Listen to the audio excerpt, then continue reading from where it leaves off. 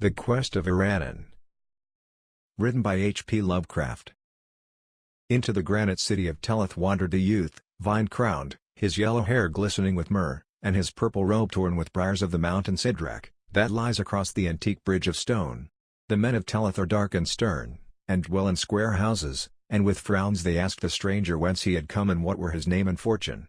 So the youth answered, I am Iranen, and come from Iro, a far city that I recall only dimly but seek to find again. I am a singer of songs that I learned in the far city, and my calling is to make beauty with the things remembered of childhood.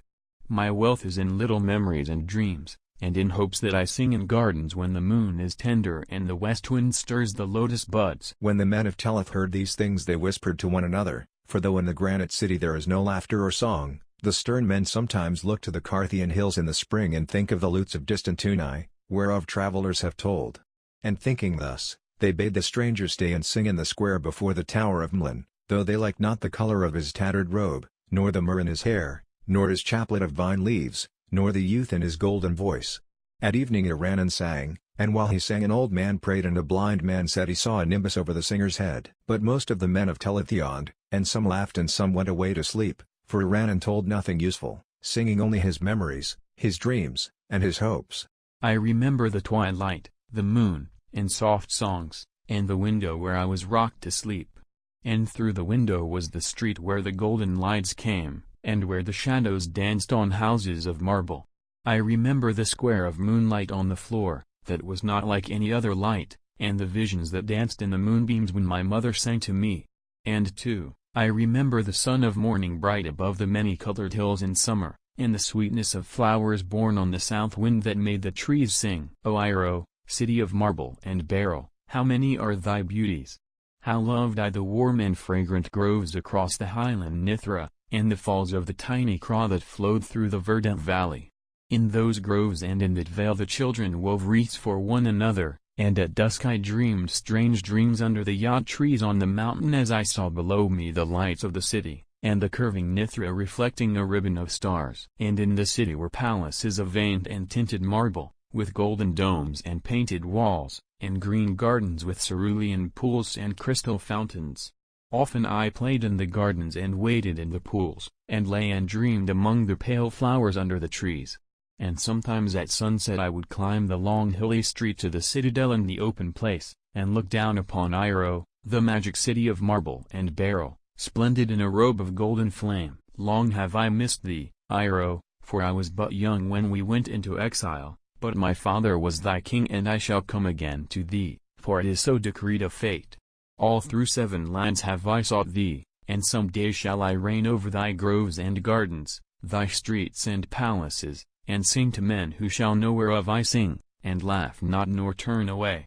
For I am Iranen, who was a prince in Iro. That night the men of Telith lodged the stranger in a stable, and in the morning an Archon came to him and told him to go to the shop of Athok the cobbler, and be apprenticed to him. But I am Iranen, a singer of songs, he said, and have no heart for the cobbler's trade. All in Teloth must toil, replied the Archon. for that is the law. Then said Iranen, Wherefore do ye toil? Is it not that ye may live and be happy? And if ye toil only that ye may toil more, when shall happiness find you? Ye toil to live, but is not life made of beauty and song? And if ye suffer no singers among you, where shall be the fruits of your toil? Toil without song is like a weary journey without an end. Were not death more pleasing? But the Archon was sullen and did not understand, and rebuked the stranger. Thou art a strange youth, and I like not thy face nor thy voice. The words thou speakest are blasphemy, for the gods of Teloth have said that toil is good. Our gods have promised us a haven of light beyond death, where there shall be rest without end, and crystal coldness amidst which none shall vex his mind with thought or his eyes with beauty. Go thou then to Athok the cobbler or be gone out of the city by sunset. All here must serve, and song is folly. So Iranen went out of the stable and walked over the narrow stone streets between the gloomy square houses of granite, seeking something green in the air of spring. But in Telith was nothing green, for all was of stone. On the faces of men were frowns, but by the stone embankment along the sluggish river Zuro sat a young boy with sad eyes gazing into the waters to spy green budding branches washed down from the hills by the freshets. And the boy said to him, Art thou not indeed he of whom the Archons tell, who seekest a far city and a fair land? I am Ramnad, am born of the blood of Telith, but am not holden the ways of the granite city, and yearn daily for the warm groves and the distant lands of beauty and song. Beyond the Carthian hills lieth Unai, the city of lutes and dancing, which men whisper of and say is both lovely and charitable. Thither would I go were I old enough to find the way, and thither shouldst thou go and thou wouldst sing and have men listen to thee. Let us leave the city Telith and fare together among the hills of spring. Thou shalt show me the ways of travel and I will attend thy songs at evening when the stars one by one bring dreams to the minds of dreamers. And peradventure it may be that Unai the city of lutes and dancing is even the fair Ira thou seekest, for it is told that thou hast not known Ira since old days, and a name often changeth. Let us go to Unai, O Iranan of the Golden Head, where men shall know our longings and welcome us as brothers, nor ever laugh or frown at what we say. And Iranan answered, Be it so, small one. If any in this stone place yearn for beauty he must seek the mountains and beyond, and I would not leave thee to pine by the sluggish Zuro. But think not that delight and understanding dwell just across the Carthian hills, or in any spot thou canst find in a day's, or a year's, or a lustrum's journey. Behold, when I was small like thee I dwelt in the valley of Narthos by the Phrygian Zari, where none would listen to my dreams, and I told myself that when older I would go to Sonara on the southern slope, and sing to smiling dromedary men in the marketplace. But when I went to Sonara I found the dromedary men all drunken and ribald, and saw that their songs were not as mine, so I travelled in a barge down Azari to onyx-walled Yaran. And the soldiers at Yaran laughed at me and drave me out, so that I wandered to many other cities. I have seen Stephalos that is below the great cataract, and have gazed on the marsh where Sarnath once stood. I have been to Thura, Ilurnek, and Katatheron on the winding river and have dwelt long in Alato in the land of Lomar. But though I have had listeners sometimes, they have ever been few, and I know that welcome shall await me only in Iro, the city of marble and beryl where my father once ruled as king. So for Ira shall we seek, though it were well to visit distant and lute-blessed Tunai across the Carthian hills, which may indeed be Iro, though I think not. Air's beauty is past imagining, and none can tell of it without rapture, whilst of Unai the camel-drivers whisper leeringly. At the sunset Iranan and small Ramnad went forth from Telith, and for long wandered amidst the green hills and cool forests.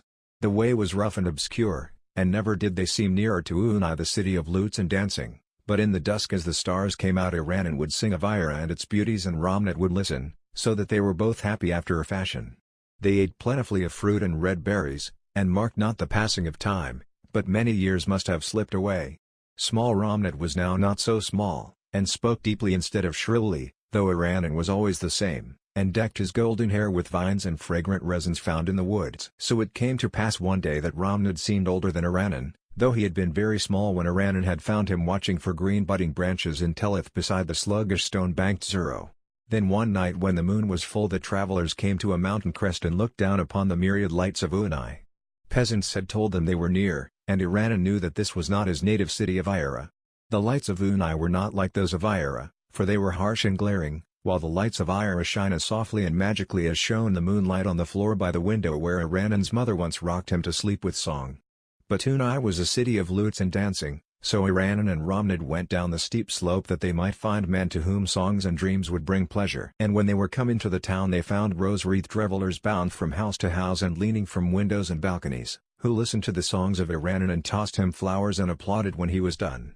Then for a moment did Iranan believe he had found those who thought and felt even as he, though the town was not an hundredth as fair as Ira. When dawn came Iranan looked about with dismay, for the domes of Unai were not golden in the sun, but grey and dismal. And the men of Unai were pale with revelling and dull with wine, and unlike the radiant men of Ira. But because the people had thrown him blossoms and acclaimed his songs Iranan stayed on, and with him Ramnad, who liked the revelry of the town and wore in his dark hair roses and myrtle.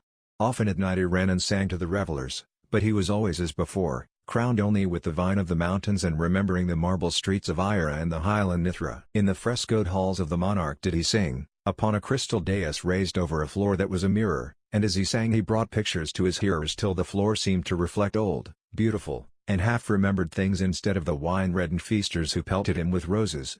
And the king bade him put away his tattered purple, and clothed him in satin and cloth of gold, with rings of green jade and bracelets of tinted ivory, and lodged him in a gilded and tapestried chamber on a bed of sweet carven wood with canopies and coverlets of flower-embroidered silk.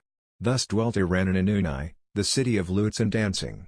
It is not known how long Iranan tarried in Unai, but one day the king brought to the palace some wild whirling dancers from the Iranian desert, and dusky flute players from Drinan in the east, and after that the revelers threw their roses not so much at Iranan as at the dancers and the flute players.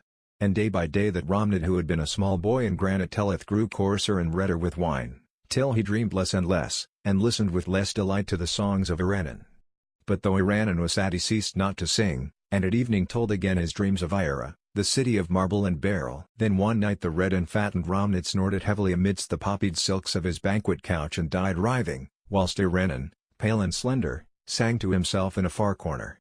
And when Iranan had wept over the grave of Romnad and strewn it with green budding branches, such as Romnad used to love, he put aside his silks and gauds and went forgotten out of Unai, the city of lutes and dancing, clad only in the ragged purple in which he had come, and garlanded with fresh vines from the mountains. Into the sunset wandered Iranan, seeking still for his native land and for men who would understand and cherish his songs and dreams. In all the cities of Sidathria and in the lands beyond the Bezek desert, gay-faced children laughed at his olden songs and tattered robe of purple, but Iranan stayed ever young, and wore wreaths upon his golden head whilst he sang of Ira, delight of the past and hope of the future. So came he one night to the squalid cot of an antique shepherd, bent and dirty, who kept lean flocks on a stony slope above a quicksand marsh.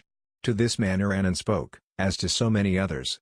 Canst thou tell me where I may find Iro, the city of marble and beryl, where flows the highland Nithra and where the falls of the tiny crossing to verdant valleys and hills forested with yacht trees? And the shepherd, hearing, looked long and strangely at Iranan, as if recalling something very far away in time, and noted each line of the stranger's face, and his golden hair, and his crown of vine leaves.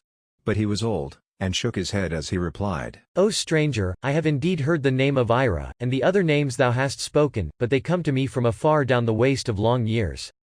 I heard them in my youth from the lips of a playmate, a beggar's boy given to strange dreams, who would weave long tales about the moon and the flowers and the west wind. We used to laugh at him, for we knew him from his birth, though he thought himself a king's son. He was comely, even as thou, but full of folly and strangeness, and he ran away when small to find those who would listen gladly to his songs and dreams. How often hath he sung to me of lands that never were, and things that never can be. Of Ira did he speak much, of Ira and the river Nithra, and the falls of the tiny Craw. There would he ever say he once dwelt as a prince, though here we knew him from his birth. Nor was there ever a marble city of Ira, nor those who could delight in strange songs, save in the dreams of mine old playmate Iranan, who is gone. And in the twilight, as the stars came out one by one and the moon cast on the marsh a radiance like that which a child sees quivering on the floor as he is rocked to sleep at evening, there walked into the lethal quicksands a very old man in tattered purple, crowned with withered vine leaves and gazing ahead as if upon the golden domes of a fair city where dreams are understood. That night, something of youth and beauty died in the elder world.